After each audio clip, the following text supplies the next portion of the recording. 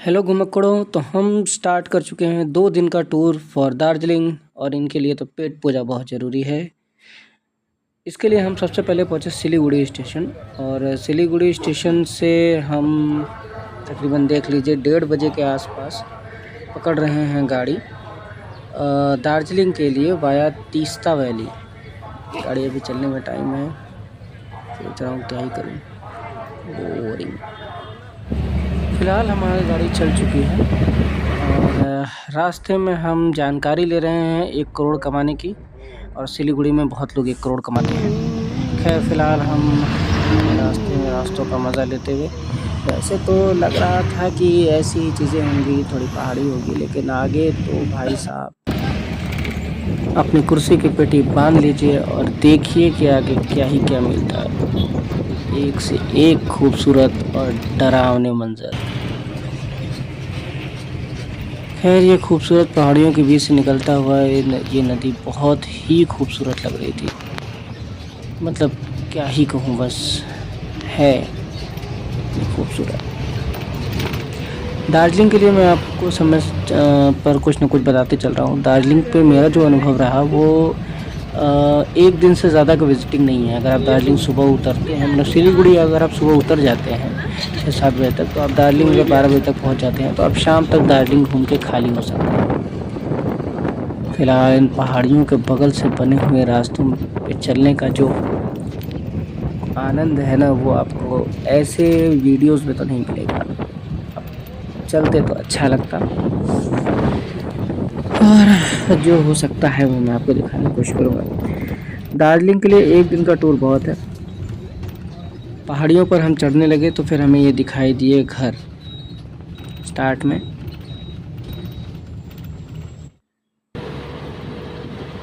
ये रास्ते इतने ज़्यादा खतरनाक थे कि भाई साहब चढ़ाई भी थी और टर्निंग भी। लिटरली बस का हमारा जो पहिया था वो रोड से मुश्किल से 5 से 6 इंच ही अंदर रह पा रहा था जब कर्वेचर हो रहा था तो। और कई बार गाड़ियां आ रही थी तो आगे पीछे भी करना पड़ रहा था। आप यहाँ भी देख सकते हैं कितना कम जगह है। मतलब ये कैमरा मैंने काफ़ी बाहर करके लिया है, बहुत ही लगभग 6 इंच के आसपास की जगह है। बाकी उसके बाद जो 6 इंच का एक्स्ट्रा जगह छूटा वो अलग बात है। देखिए 2 गाड़ी एक दूसरे से क्रॉस कर रही है। यहाँ पर लोगों में एक चीज़ मैंने देखा है कि समन्वय बहुत ही अच्छा है, कि अगर कोई गाड़ी आती है तो जैसे अमूमन जगहों पे क्या होता है कि ना मैं पीछे जाऊंगा, लेकिन यहाँ ऐसा नहीं है। दोनों ही एक दूसरे को देखते हैं और समझ में आ जाता है कि अगर आप पीछे ले लो तो मैं आगे निकल जाऊंगा, या मैं पीछे ले लूँ तो आप आगे। भारी गाड़ी को आगे जाना है या पीछे जाना है, वो सब कुछ बहुत ही अच्छी अंडरस्टैंडिंग है। और अगर ना हो तो भाई गाड़ी यहाँ चल नहीं पाएगी। पहाड़ियों पर रहते हुए खूबसूरत से घर और ये अच्छे पहाड़ी। भाई साहब मेरा बस एक ही सवाल है, क्यों रह रहे हैं ये लोग यहाँ पर, जबकि नीचे की तरफ में अच्छी जगह है रहने को। खैर इनका रहना भी अपनी ही एक कला है, और आप जैसा देख सकते हैं क्या बेहतरीन तरीके से बना के लोग घर रह रहे हैं। ऐसा भी नहीं है कि कोई मजबूरी है।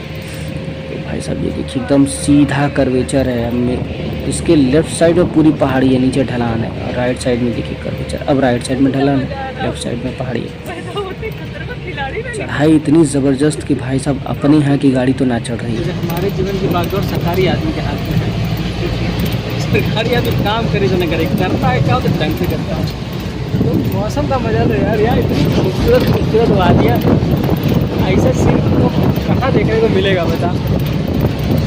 ऐसे ही खूबसूरत पहाड़ियों का मज़ा लेते हुए हम पहुँचे अपने फर्स्ट स्टॉप तीस्ता वैली। और यहाँ के पहाड़ों की खूबसूरती तो यार कमाल है। लो तीस्ता वैली गार्डन देख लो। अच्छा तू देख लो, हम देखा था। यही है tea garden, Teesta valley tea garden लिखा भी है।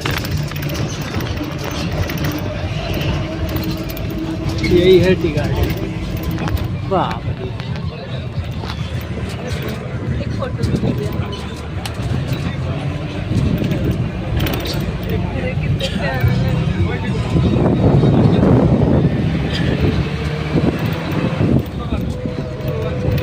तीस्ता वैली टी गार्डन के जो टी प्लांट्स एकदम गद्दों की तरह लग रहे थे। ऐसा लग रहा था कि बस इनके ऊपर जाके लेट ही जाओ।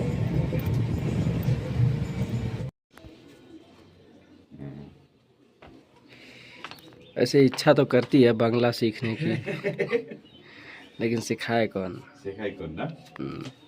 अच्छी भाषा है। भालो बोले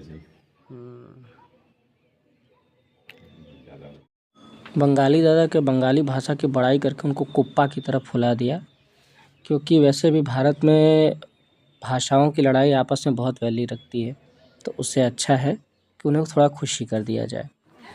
सुबह सुबह हम घूमने निकले तो हमने देखा कुछ लोग यहाँ दुकान पे खड़े होकर 1 करोड़ रुपए कमाने की कोशिश कर रहे हैं, कमाने के नहीं जीत जाने की।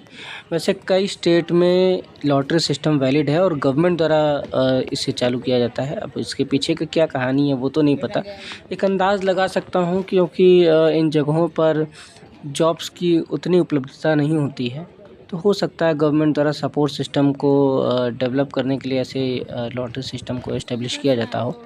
बाकी मुझे उसके बारे में कुछ खास ख्याल नहीं है। आपका क्या ख्याल है? अगर आपको पता हो तो कमेंट बॉक्स में ज़रूर लिख दीजिए।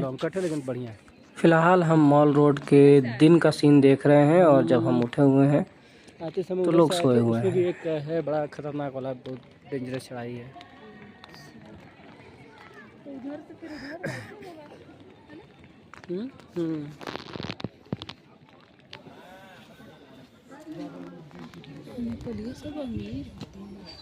अमीर हो चाहे ना हो, लेकिन पहनती बढ़िया कपड़ा है, ढीला ढीला एकदम।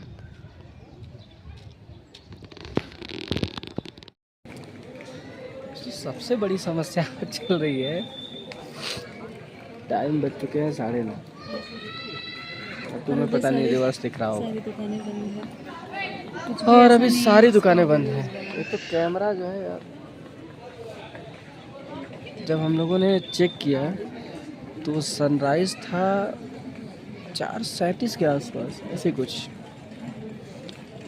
मेरी नींद खुल गई 5:30 पे, और खुली क्यों? क्योंकि धूप बहुत तगड़ी आ रही थी कमरे में।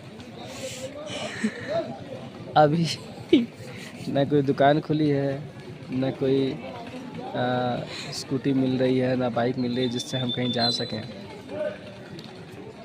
और अभी मैंने अपने जो जहाँ होटल का ओनर है उसको हमने फ़ोन किया, कह रहा है ये 10:30 से 11 तक खुलेगी। और ये बंदा सुबह उठा था, निकलते हुए से मुलाकात हुई थी, और अभी कुछ जब बात हुई तो सो रहा था। क्या वीडियो बनाऊँ? किस चीज़ का वीडियो बनाऊँ यार? दोबारा सोते हुए आदमी होगा क्या? ठीक है। दार्जिलिंग में हम लोग अभी मॉल रोड के आसपास का जो रोड्स हैं वो सब हम लोग घूम रहे थे। कुछ रोड्स तो बहुत ही मतलब ओनली फॉर लोकल ही हैं, सेफ़ हैं ये तो है, लेकिन बस ये जान लो कि ठीक ही है, ना ही जाने लायक है। ठीक है, इस वक्त घड़ी में मेरे बज रहे हैं 10:30। आपको दिखा सकता हूँ, वैसे उल्टा दिख रहा होगा, आप मिरर इमेज ले सकते हैं। अभी तक सिर्फ ये एरिया साफ हुआ है।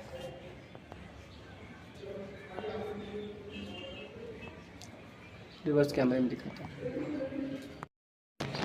मार्च का महीना है और सिर्फ ये एरिया, आसमान अभी भी उसी तरीके से है।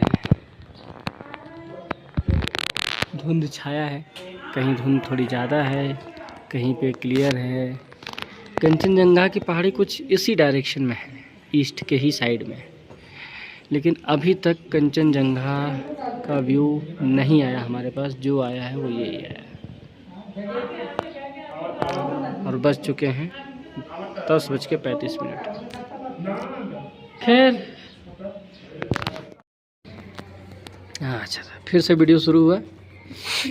बादलों की स्थिति और धूप की स्थिति ऊपर नीचे हो रही है। और वो तो छोड़ो, कंचनजंगा का आता पता नहीं चल रहा है कहाँ गया ये जंगा। और तो और बज कितना रहा है तो देख लो भैया, सीधा सीधा 12 का 12:20 होने वाला है। धूप यहाँ पड़ रही है, वो एरिया अभी भी शांत है। उधर अभी भी छाँव है। ऐसे इधर भी है, ये एरिया छाँव में है। अरे यार, ये एरिया छाँव में है, ये धूप में है, ये छाँव में है, ये धूप में है। क्या है ये यार? कुछ धूप में है, कुछ छाँव में है। और कंचनजंगा का ना पता चल रहा है ना पता चल रहा है।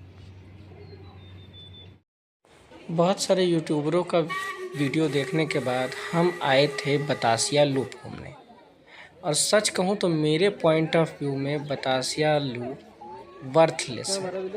मतलब एक गार्डन है, इसके चारों तरफ रेल की पटरी गई है, और उसके अंदर एक छोटा सा एरिया घूमने के लिए है। ठीक है, यहाँ पर मेमोरियल है और मेमोरियल का हम सम्मान करते हैं, लेकिन यहाँ फ्री में आना होता या थोड़े कम चार्ज लगते तो अच्छा है। पर पर्सन 50 रुपये का चार्ज इतने छोटे से जगह को विज़िट करने के लिए यार टोटली वर्थलेस है। और ये लोग तो ज़बरदस्ती कहवाते रहते हैं आई लव दार्जिलिंग यार। खैर, यहाँ आने पर एक चीज़ दिखी जो थोड़ा रुकी हुई कंडीशन में, वो थी अपनी DHR, दार्जिलिंग हिमालयन रेलवे। वैसे ये आपको रोड पर भी चलती हुई दिख जाएगी, या फिर आप घूम स्टेशन पे इसे देख सकते हो, अच्छी तरीके से दिख जाती है वहाँ पे। फ़िलहाल इसी का मज़ा लीजिए।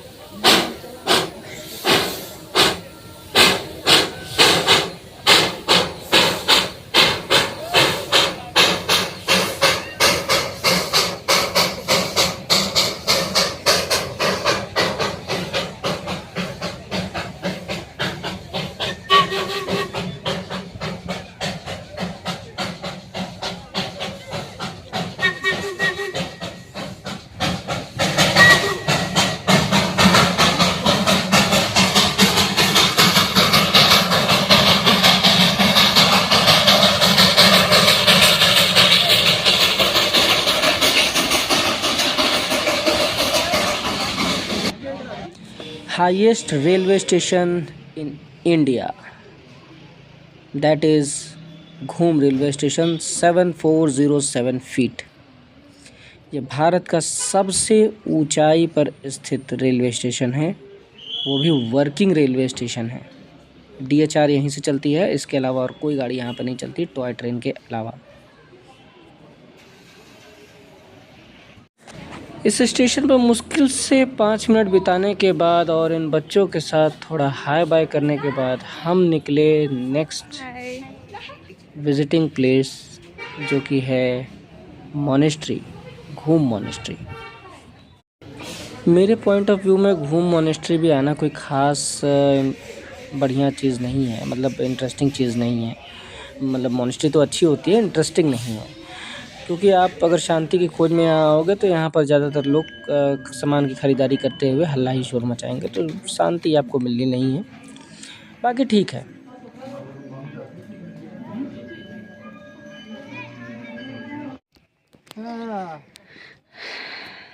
अहिर अब धान गेहूं छोड़ के चाय बोएगा। आराम से थोड़ा पहाड़ी से उस पहाड़ी से घूम रहे हैं। हाँ, कुल पहाड़ी है, पहाड़ी घूमा। तो यहाँ कुल चाय का पत्ती है, ये कुल घास है, चाय का पत्ती नहीं है। तो ये मत समझना चाय का पत्ती है, का पता चाय का पत्ती, अपने को का पता सारा बड़ी लीफ वाली, छोटी लीफ वाली, कुनू लीफ वाली। ये कुल चाय का पत्ती है। घंटा समझ में नहीं आ रहा चाय का पत्ती है, जैसा लग रहा है घास है। ये हाँ। वो नहीं घास, चाय की पत्तियों को कह रहे लग रहा है घास है। चाय को नहीं बोलना है।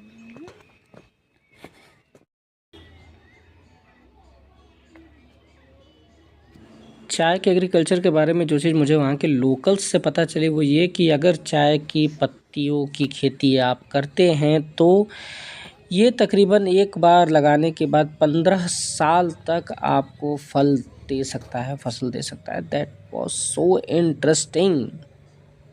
अपने यहाँ भी होता तो बढ़िया रहता यार।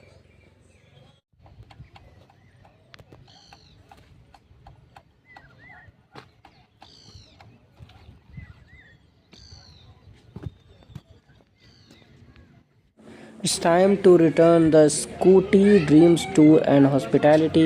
सस्ता स्कूटी था, अच्छा बिहेवियर, बहुत ही अच्छा है।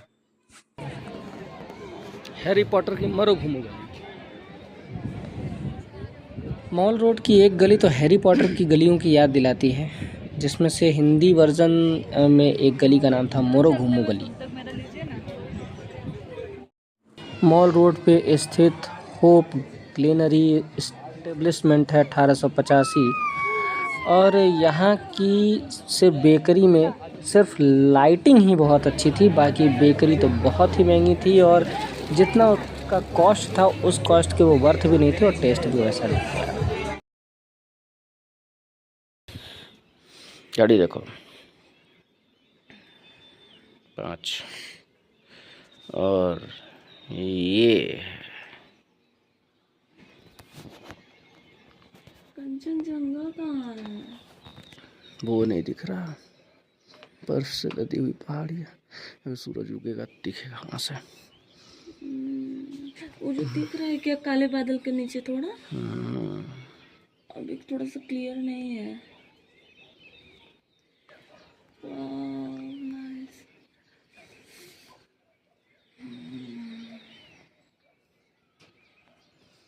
अभी हम इंतज़ार कर रहे हैं सूर्योदय का, जो कि कुछ ही देर में होने वाला है।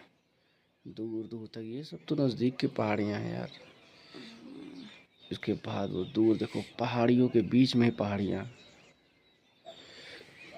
मतलब ये सीन आपको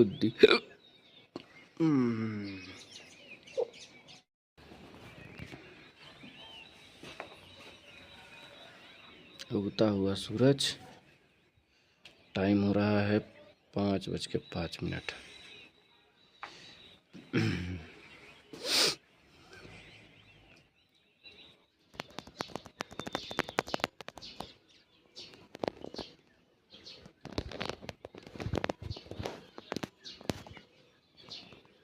बादल है अभी, इसलिए clear यहाँ से सूरज निकला और देखो आसमान में ये बादल है, मतलब पहाड़ों के ऊपर भी कुछ आसमान है, और उसमें वो चला जाएगा।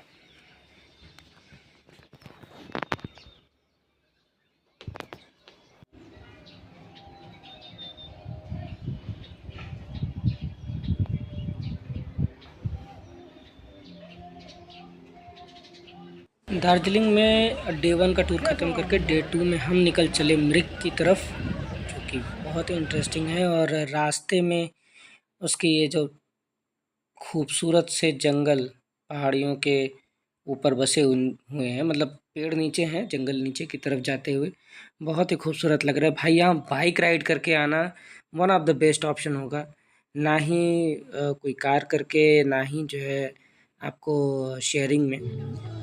खैर अब हम आ गए हैं मृग में, तो ये रहा हमारा मृग। और मृग की जो पहली जगह है वो यहाँ का लेक है। वैसे जिन जगहों पे पोखरी और बड़े तालाब रहे हैं तो उन्हें इसका कुछ खास असर नहीं आएगा, जिन्होंने नहीं देखा है उनके लिए अच्छा प्लेस है। और वैसे इसके किनारे किनारे भी जंगल हैं जो कि देखने में काफ़ी खूबसूरत और अच्छे लगते हैं। आई नो दादी, ठीक है। फूल हमारे पास खुद ही है दादी, हम क्या करने को तोड़ेंगे। चाय खाइए, कम से कम एक कप चाय तो खाइए। चाय खाइए, चाय नमून लेगी, आके टेस्ट कीजिए। नहीं दादी भी खाना खा के आए हैं। ये मृग की छोटी सी सिटी है जहाँ से हम चलना स्टार्ट कर रहे हैं। सिटी वहीं से स्टार्ट हो रही है, और वो जो सामने आपको घर दिख रहा है पहाड़ों के जस्ट सामने सफ़ेद रंग का, जिसमें विंडो बना हुआ है, वहीं पे ख़त्म हो जाता है। तो मृग बहुत ही छोटी और शांत सिटी की तरह एक बोकार नेघोन सिटी से काफ़ी ज़्यादा ऊंचाई पर ये मोनेस्ट्री इस्टेब्लिश्ड है। अगर आप सिंगल पैर, मतलब आप खुद पैरों पर चलते हुए भी आएंगे तो आप थक जाएंगे, क्योंकि बहुत ही खड़ी पहाड़ी है। और यहाँ तक आने के लिए 100 रुपये पर हेड का चार्ज ले रहे थे। खैर हम लोग पैदल ही आए किसी तरह, लेकिन भाई साहब बहुत ऊंचाई है। खैर शॉर्टकट भी है, लेकिन यहाँ के लोगों ने नहीं बताया। उतरते हुए हो सकेगा तो हम आपको थोड़ा सा दिखा देंगे। और मोनेस्ट्रीज़ में ये मोनेस्ट्री काफ़ी ज़्यादा शांत है, तो यहाँ काफ़ी शांति का अनुभव भी हुआ। अब हम मोनेस्ट्री के अंदर से ही एक रोड क्या गई है, सीढ़ी के थ्रू थोड़ी थोड़ी रोड बनते हुए नीचे की साइड उतरी है। ये बहुत ही शॉर्टकट है, इजी है, आसान है और अच्छा रास्ता है। छोटा सा एरिया है मृग, बहुत छोटा सा। मृग का MRI के। ठीक है, मोनेस्ट्री गए थे, काफ़ी ऊपर है, बहुत मतलब घूमने वाली जगह तो नहीं है। बाइक राइडिंग के लिए तो ठीक है, बाइक राइडिंग के लिए मृग तक आप आ सकते हैं। वैसे तो मृग के हाफ में पड़ता है एक प्लेस, वहाँ तक बाइक राइड करके अब बहुत ही खूबसूरत लगता है।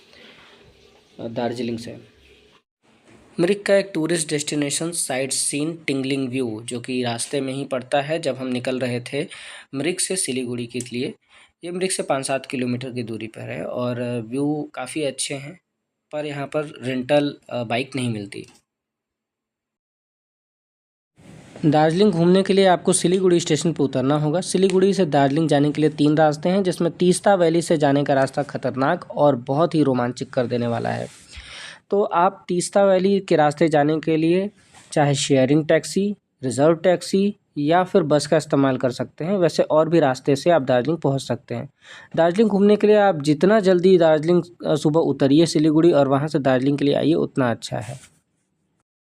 दार्जिलिंग उतरने के बाद यदि आप छोटी फैमिली में हैं तो बाइक रेंट कर लीजिए, और यदि आप बड़ी फैमिली में हैं तो आप कार को रिज़र्व कर लीजिए और आप उसके साथ जा सकते हैं। 3 पॉइंट हैं आपके पास, एक घूम रेलवे स्टेशन, एक तीस्ता वैली जहां पर ऑलरेडी आपको चाय के बागान मिल जाते हैं अच्छी पहाड़ लुक के साथ, व्यू के साथ। और उसके बाद आप घूम रेलवे स्टेशन से लगभग 7-8 किलोमीटर दूर जब आप मृग के रोड पे जाएंगे तो वहां आपको काफ़ी खूबसूरत वन और जंगल मिलेंगे, शायद एक पन्ना पॉइंट से है।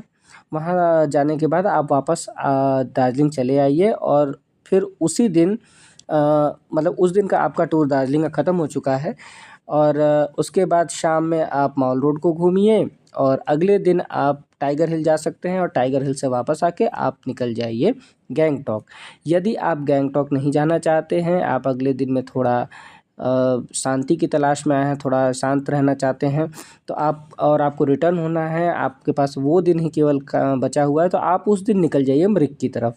और मृग जाके आप मोनेस्ट्री घूमिए और ये सारे पॉइंट्स घूमिए और फिर मोनेस्ट्री उसी की तरफ से होते हुए आप सिलीगुड़ी स्टेशन जा सकते हैं। 2 दिन में आपका मृग और दार्जिलिंग ख़त्म हो जाएगा। लेकिन अगर आप दूसरे दिन मृग जाने के बजाय गैंगटॉक जाते हैं तो आप गैंगटॉक से फिर वापस आएंगे तो 1 दिन आपको वो लग जाएगा, तो लगभग 3 दिन का ट्रिप आपका वहाँ से क्रिएट हो जाएगा। तो दार्जिलिंग और गैंगटॉक मिला के आपको 3 दिन का ट्रिप होगा। दार्जिलिंग, गैंगटॉक और मृग को मिलाएंगे तो 4 दिन का आपका टूर बनेगा। वैसे अगर आप सिर्फ दार्जिलिंग से मृग होते हुए आना चाहते हैं, सिर्फ दार्जिलिंग घूमना चाहते हैं, तो मेरी मानिए तो 2 दिन से ज़्यादा का टूर कैपेबल नहीं है। दार्जिलिंग का मेरा टूर यहाँ पर समाप्त हुआ। मिलते हैं अगले टूर में, तब तक नमस्कार।